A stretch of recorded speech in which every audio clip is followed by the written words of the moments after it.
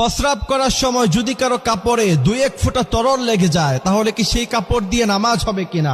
ওই অবস্থায় তাকে কি নতুন করে গোসল করতে হবে নাকি পুরা কাপড় পাল্টিয়ে তারপরে তাকে নামাজ আদায় করতে হবে? এমন প্রশ্ন আমাদের প্রত্যেকের মনেই কিন্তু একবার হলেও জাগে যে হুজুর যখন পেশাব করতে যাই মাঝে মধ্যে 2-1 ফোঁটা তরল এদিক সেদিক হয়ে আমাদের কাপড়ে লেগে যায়। এমতো অবস্থায় কি আমার পুরা কাপড় কি খুলে তারপরে নতুন কাপড় পরিধান করে নামাজ পড়তে হবে নাকি আমাকে নতুন করে পাক পবিত্র হয়ে গোসল করে তারপরে নামাজ আদায় করতে হবে? এমন প্রশ্ন কিন্তু আমাদের অনেকেরই জেগে থাকে। এই প্রশ্নের উত্তর হলো, প্রথম কথা হচ্ছে আপনি যদি প্রচন্ড পরিমাণে অসুস্থ হন, যে আপনার প্রস্রাবের ফোঁটা একটু পর পর বের হয়ে যায়, একটু পর পরই আপনার প্রস্রাবের ফোঁটা বের হয়ে যায়, এবং আপনি ওযু অথবা গোসল করার পরে আপনি যখন সালাত আদায় করবেন অথবা নামাজ আদায় করবেন, এতটুকু সময়ের মধ্যখানে আপনি কখনোই নিজেকে সেফ রাখতে পারেন না।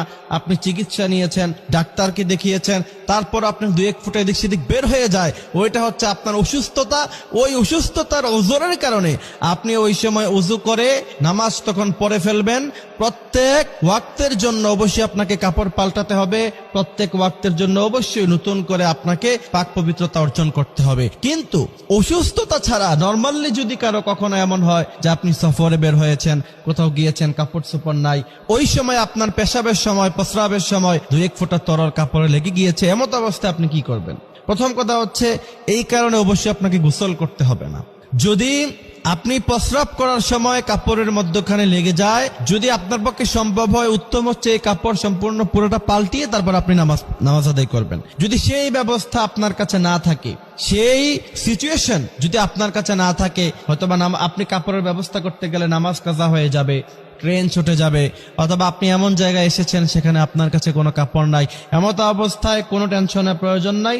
শুধুমাত্র যেই জায়গায় প্রস্রাবের ফোঁটা লেগেছে ওই জায়গাটা 3 বার বিসমিল্লাহ বলে ধুয়ে নিবেন, তাতেই পাক হয়ে যাবে, এবং সেটা শুকানোর আগেই ওইভাবে আপনারা নামাজ আদায় করতে পারবেন। এটা নিয়ে কোনো সমস্যা নাই। এমত অবস্থায় নামাজ আদায় আপনারা করতে পারবেন।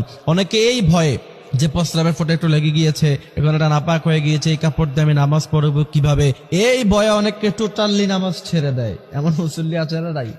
এইগুলি আমাদেরকে খেয়াল রাখতে হবে, আমাদেরকে বুঝতে হবে। এবং বিশেষ করে আমাদের আলোচনা যারা শুনছো, এখানে যারা আছো, প্রত্যেকের আইডিতে অবশ্যই শেয়ার করবা। বিশ্বনবী বলছেন, বাল্লিগু আন্নী ওয়ালাউ আয়া, আমার একটি বাণীও যদি তোমার কাছে পৌঁছে তা তুমি অন্যের কাছে পৌঁছিয়ে দাও।